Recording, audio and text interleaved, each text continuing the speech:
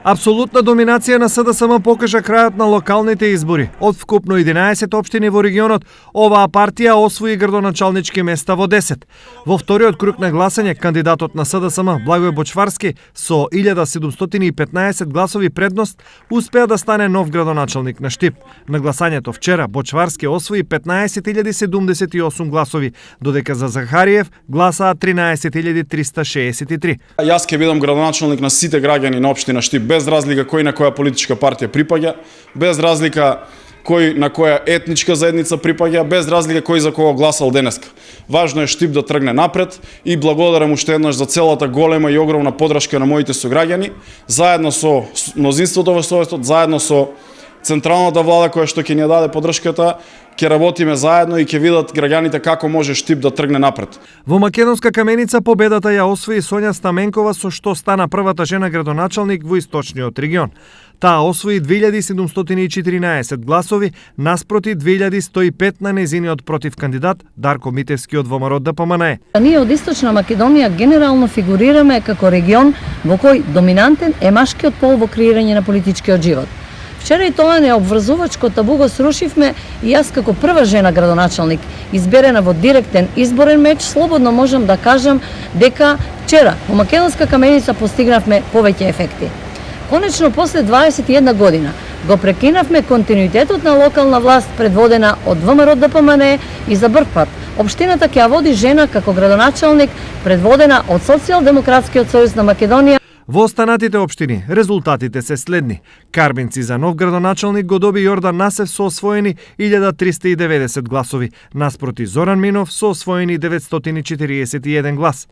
Виница го избра Ивица Димитров со 5570 гласови, наспроти Мартин Павлов, кој освои 4682 гласа. Во Пробиштип Драган Анастасов освои 5198 гласови, додека Тони Тоневски освои 4350. Чешиново Облешево со 2155 гласови за нов градоначалник го избра Горанчо Крстев, додека неговиот против кандидат Горанчо Зашов доби поддршка од 1992 гласачи.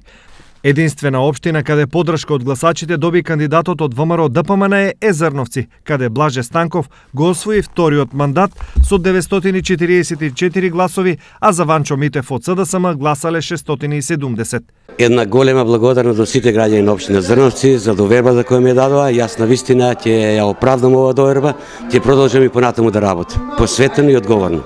Вкупно од 90.775 запишани гласачи во вториот изборен круг гласаа 70,78%.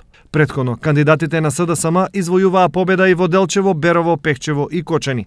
Апсолутно мнозинство СДСМ освои и во советите, со освоени вкупно 82 советнички мандати.